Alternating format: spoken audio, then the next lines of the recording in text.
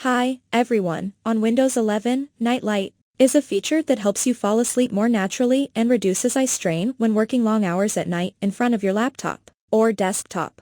The Night Light feature reduces the amount of blue light emitted by the display.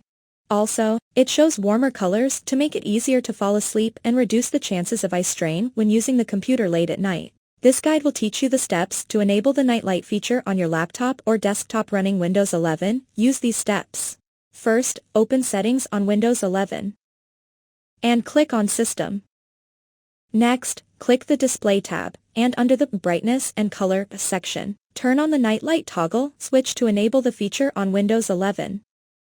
Once you complete the steps, the feature will show your select color intensity. If you're watching my video for the first time, please make sure to grab the subscribe button to get the thumbs up and turn on your notifications so you never miss an update. See you in the next video.